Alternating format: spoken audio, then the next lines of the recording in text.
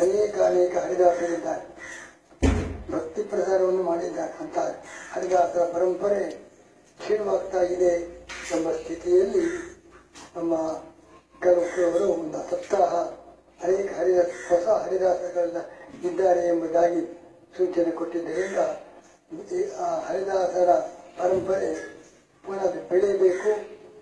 ಆ ಒಂದು ಕೀರ್ತನ ಪದ್ಧತಿ ನಿರಂತರವಾಗಿರಬೇಕು ಎಂಬ ದೃಷ್ಟಿಯಿಂದ 7 ದಿನಗಳ ಹರಿಕಥಾ ಸಪ್ತಾಹ ಬೇರೆ ಬೇರೆ ಹರಿದಾಸರಿಂದ ಚೆನ್ನಾಗಿ ಹರಿದಾಸರ ಹಿಂದಿನ ಅದೇ ಧಾಟಿಯಲ್ಲಿ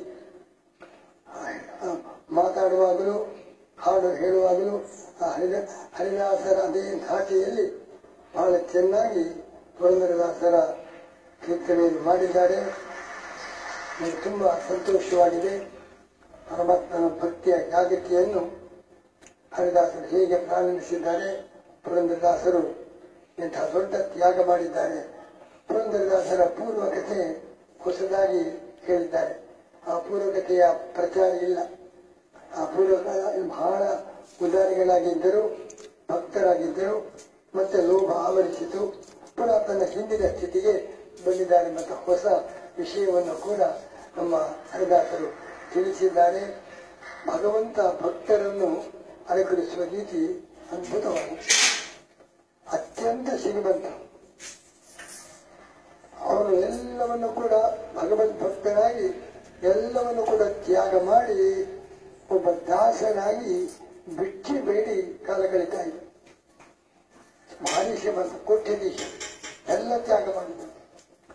ತಾನು ಭಗವದ್ಭಕ್ತಿಯ ಪ್ರಚಾರ ಮಾಡ್ತಾ ಮನೆ ಮನೆಗೆ ಹೋಗಿ ಬಿಚ್ಚಿ ಬೇಡಿಕೊಂಡು ಬಡತನದ ಜೀವನ, ಶ್ರೀಮಂತಿಕೆಯನ್ನು ತೊರೆದು ಅತ್ಯಂತ ಬಡತನದ ಜೀವನವನ್ನು ತಾವಾಗಿ ಆಹ್ವಾನಿಸಿಕೊಂಡು ಭಕ್ತಿ ಪ್ರಚಾರ ಮಾಡುವಾಗ ಅನೇಕ ರೀತಿಯ ತೊಂದರೆಗಳು, ಅಪಘಾತ ಎಲ್ಲವನ್ನೂ ಎದುರಿಸಿದರು. ಅವರು ಭಿಕ್ಷೆ ಬೇಡಿಕೊಂಡು ಹಾಡ್ತಾ ಹೋಗುವಾಗ ಇವರಿಗೆ ಭಿಕ್ಷೆ ಬೇಡ್ತಾರೆ ಅಂತ ಹೇಳಿ ಒಬ್ಬ ಗೃಹಿಣಿ ಬಾಗಿಲು ಮುಚ್ಚಿದರು. ಈ ಭಿಕ್ಷುಕ ನಮ್ಮ ಮನೆಗೆ ಬರುವುದು ಬೇಡ ಅಂತ. ಆಗ ಹೇಳ್ತಾರೆ ಕದವ ಮುಚ್ಚಿದರು ಗೈಯಾಡಿ. ನಮ್ಮ ಭಜನೆ ಮಾಡ್ತಾ ಹೋದಾಗ ಆ ಇಲ್ಲಾದರೂ ಹರಿನಾಮ ಕೀರ್ತನೆ ಕಿವಿಗೆ ಕೇಳಿಸಿದ್ರು ಅಂತ ಹೇಳಿ ಕದವ ಮುಚ್ಚಿದರು. ಬಾಗಿಲು ತೆರೆದರೆ ಒಳಗಿನ ಪಾಪವೆಲ್ಲ ಹೊರಗೆ ಹೋದೀತು, ಪಾಪ ಒಳಗೆ ಇರಲಿ ಎಂಬುದಾಗಿ ಕದವ ಮುಚ್ಚಿ ಬರುತ್ತೆ. ಅಂದರೆ ಅಷ್ಟ ವ್ಯಂಗ್ಯವಾಗಿ ಹಾಸ್ಯ ಮಾಡಿ ಭಗವದ್ಭಕ್ತಿಯ ಈ ಕೀರ್ತನೆ ಮಾಡುವಾಗ ಸ್ವಾಗತ ಮಾಡುವ ಬದಲು ಈ ಥರದ ವರ್ತನೆ ಮಾಡಿದಾಗ ಒಳಗಿನ ಪಾಪ ಹಾಗೆ ಉಳಿಯಲಿ, ಹೊರಗೆ ಬರಲು ಬೇಡ ಅಂತ ಬಾಗಿಲು ಮುಚ್ಚಿದರು. ಈ ರೀತಿಯಿಂದ ಅನೇಕ ಥರದ ಅವಮಾನಗಳಾದರೂ ಅದನ್ನೆಲ್ಲ ಸಹಿಸಿಕೊಂಡು ಒಬ್ಬ ಶ್ರೀಮಂತ ವ್ಯಕ್ತಿ ಬಡ ದಾಸನಾಗಿ ಜಗತ್ತಿನಲ್ಲಿ ನಮ್ಮ ಕರ್ನಾಟಕದಲ್ಲಿಯೇ ಭಕ್ತಿ ಜಾಗೃತಿ ಹೈಕಾರ, ಅವರಿಂದಲೇ ದೊಡ್ಡ ಭಕ್ತರ ಪರಂಪರೆ ಬೆಳೆಯಿತು. ಆ ರೀತಿ ಕರ್ನಾಟಕದಲ್ಲಿ ಅದ್ಭುತವಾದ ಭಕ್ತಿ ಕ್ರಾಂತಿಯನ್ನು ಮಾಡಿದ ಮಹನೀಯರು ಪುರಂದರದಾಸರು. ಇನ್ನೊಂದು ದೃಷ್ಟಾಂತ, ಅತ್ಯಂತ ಬಡವ, ಆದರೆ ಭಗವಂತ ಅವರನ್ನು ಅನುಗ್ರಹಿಸಿ ಅತ್ಯಂತ ಶ್ರೀಮಂತನಾಗಿ ಮಾಡಿದ. ಅವನ ಸುಧಾಮ ಅತ್ಯಂತ ಬಡವ, ಅವನಿಗೆ ಊಟಕ್ಕೆ ಗತಿ ಇಲ್ಲ. ಅಂಥ ಸ್ಥಿತಿಯಲ್ಲಿದ್ದವನು ಭಗವಂತನ ಬಳಿಗೆ ಹೋದಾಗ ಅವನಿಗೆ ಗೊತ್ತಾಗಿದೆ, ಅವನ ಅಪೇಕ್ಷೆ ಮಾಡಲಿಲ್ಲ, ನಿರೀಕ್ಷೆ ಮಾಡಲಿಲ್ಲ. ಅಂತ ದೊಡ್ಡ ಶ್ರೀಮಂತಿಗೆ ಎರಡು, ಒಂದು ಪುರಂದರದಾಸರು, ಒಂದು ಸುಧಾಮ. ಅತ್ಯಂತ ಶ್ರೀಮಂತನಾದವನು ಸರ್ವತ್ಯಾಗ ಮಾಡಿ ಬಡತನವನ್ನು ಸ್ವೀಕಾರ ಮಾಡಿ ಭಕ್ತಿ ಪ್ರಚಾರ ಮಾಡಿ ಅತ್ಯಂತ ಬಡವನಾಗಿ ಭಗವಂತನ ಬಳಿಗೆ ಬಂದು ಭಾರಿ ಶ್ರೀಮಂತಿಕೆಯನ್ನು ಪಡೆದು ತನಗೆ ಎಷ್ಟು ಬೇಕೋ ಅಷ್ಟು ಮಾತ್ರ ಇಟ್ಟುಕೊಂಡು ಉಳಿದೆಲ್ಲ ದಾನ ಮಾಡಿ ಉತ್ತಮ ಜೀವನ ನಡೆಸಿದರು. ಹೀಗೆ ಪರಮಾತ್ಮನ ಭಕ್ತರು ನಮ್ಮ ಅನೇಕ ರೀತಿಯ ಆದರ್ಶ ಅದನ್ನು ತೋರಿದ್ದಾರೆ. ಕೊಂದರಾದರು ಹೇಳ್ತಾರೆ, ದಾಸತ್ವ ಅಂದರೆ ಕೆಲವು ಇನ್ಫ್ಲೂಯೆನ್ಸ್ ಕಾಂಪ್ಲೆಕ್ಸ್, ಇದು ಗುಲಾಮಗಿರಿ. ದೇವರ ಭಕ್ತಿ, ದೇವರ ದಾಸ, ಇದೊಂದು ಇನ್ಫೀರಿಯಾರಿಟಿ ಕಾಂಪ್ಲೆಕ್ಸ್ ಅಂತ ಅನೇಕ ನಮ್ಮ ದೇಶದ ತತ್ವಜ್ಞಾನಿಗಳೇ ಹೇಳಿದ್ದುಂಟು. ಆದರೆ ಪುರಂದರದಾಸರು ಹೇಳ್ತಾರೆ, ನಾನು ಬೇಡುವುದಾದರೆ ಭಗವಂತನನ್ನೇ ಬೇಡುವುದು. ನಾಯಿ ಕುನಿಗಳಂತೆ ಪರರ ಬಾಗಿಲ ಕಾಯ್ದು ಮತ್ತೆ ಯಾರನ್ನು ಕೂಡ ಬೇಡಲಾರೆ. ಬೇಡುವುದಾದರೆ ಭಗವಂತನೇ ಬೇಡ. ಭಗವಂತನ ದಾಸ ಅವನು ಯಾರಿಗೂ ತಲೆಬಾಗುವುದಿಲ್ಲ. ಯಾವ ತರದ ದೈನ್ಯಕ್ಕೆ ಅವನಿಗೆ ಅವಕಾಶ ಇಲ್ಲ. ನಿಜವಾದ ಭಗವಂತನ ಭಕ್ತ ಆಂಜನೇಯ ಮಹಾವೀರ.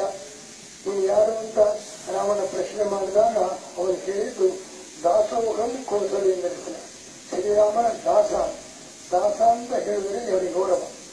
ಯಾವ ಸಂಕೋಚವೂ ಕೂಡ ಇಲ್ಲದೆ ರಾಮನನ್ನು ಪ್ರಶ್ನಿಸಿದಾಗ ಸಮುದ್ರ ದಾಟಿ ಬಂದವ, ಸೂರ್ಯನ ಮೇಲೆ ಹಾಂಡವ, ಇದನ್ನೆಲ್ಲ ತನ್ನ ಪರಾಕ್ರಮ ಹೇಳಿಕೊಂಡರೆ ನಾನು ರಾಘವೇಂದ್ರನ ಶ್ರೀರಾಮನ ದಾಸ ಅಂತ ದಾಸತ್ವದಲ್ಲಿ ಅಂಥ ಹಿರಿಮೆಯನ್ನು ಹನುಮಂತ ಕಂಡಿದ್ದಾನೆ.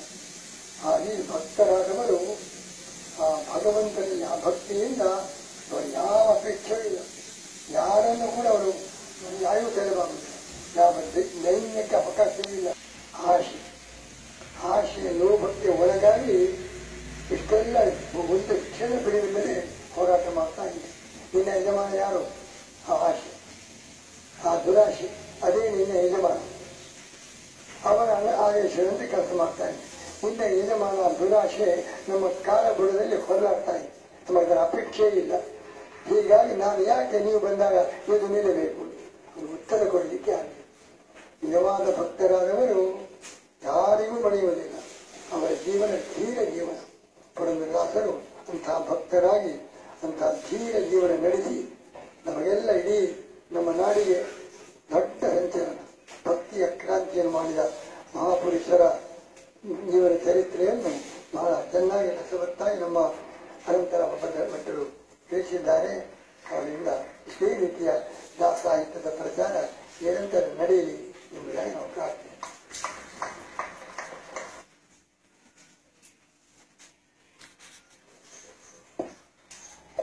ಈ ಒಂದು ಹರಿಕಥಾ ಸಪ್ತಾಹಕ್ಕೆ ರಾಜಾಂಗಣದಲ್ಲಿ ಅವಕಾಶವೇ ಒಂದು ದೊಡ್ಡ ಆಶೀರ್ವಾದ. ಈ ಸಂದರ್ಭದಲ್ಲಿ ಪರಂ ಪೂಜ್ಯ ಪೇಜಾವರ ಶ್ರೀಪಾದಂಗಳವರು ಉಪಸ್ಥಿತರಿದ್ದು ಒಳ್ಳೆಯ ತಮ್ಮ ಆಶೀರ್ವಾದದ ಮಾತುಗಳಿಂದ ಇಡೀ ನಮ್ಮ ಹರಿಕಥಾ ಪರಿಷತ್ ಹಾಗೂ ಕಲ್ಪೂರ ಪ್ರತಿಷ್ಠಾನ ಹಾಗೂ ನಿಮ್ಮೆಲ್ಲರನ್ನು ಹರಸಿದ್ದಾರೆ. ಅವರಿಗೆ ಪ್ರಣಾಮಗಳನ್ನು ಸಲ್ಲಿಸ್ತಾ ಇದ್ದೇವೆ. ಅವರ ಮೂಲಕವಾಗಿ ಇವತ್ತಿನ ಅನಂತ ಪದ್ಮನಾಭ್ ಭಟ್ ಅವರಿಗೆ ಪ್ರಸಾದ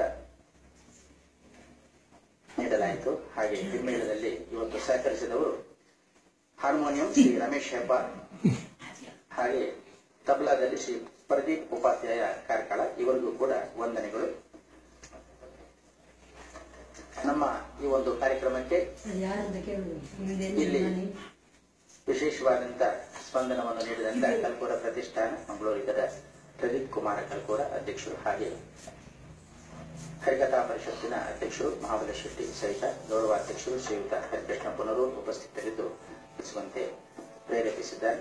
ಹಾಗೆ ಈ ಒಂದು ರಾಜಾಂಗಣದಲ್ಲಿ ಭಗವಂತನ ಚಿಂತನೆಯನ್ನು ಮಾಡತಕ್ಕಂಥ ಒಂದು ಸುಯುಗವನ್ನ ಪೂಜ್ಯ ಶ್ರೀಪಾದರು ಒದಗಿಸಿಕೊಟ್ಟಿದ್ದಾರೆ.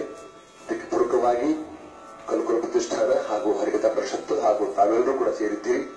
ತಾವೆಲ್ಲರೂ ಕೂಡ ಒಂದೇ ಮಾತಿನಲ್ಲಿ ಧನ್ಯವಾದ ಸಮರ್ಪಿಸಿ ಈ ಒಂದು ಏನು ನನ್ನ ಕಥಾ ಕೀರ್ತನೆ ಇದೆ ಆ ಶ್ರೀಕೃಷ್ಣನ ಸನ್ನಿಧಾನಕ್ಕೆ ಸಮರ್ಪಿಸಿಕೊಂಡು ಮಂಗಲಾಚರಣೆಯನ್ನು ಮಾಡುವುದೇ ನಿಮ್ಮಲ್ಲಿ ನಾನು ವಿಜ್ಞಾಪನೆಯನ್ನು ಮಾಡ್ತಾ ಇದ್ದೇನೆ.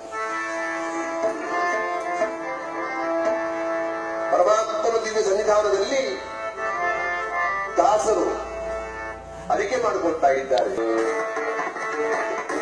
ಸಾಜಿರಮದ ವೆಂಕಟ ರಮಣ ದಾಸನ ಮಾಡಿದೋ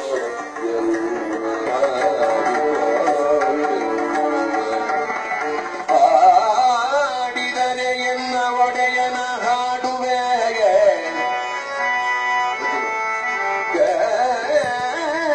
ಗಡಿದರೆ ಎನ್ನ ಒಡೆಯನ ಬೇಡುವೆ ಒಡೆಯಗೆ ಒಡಲನು ತೋರುವೆ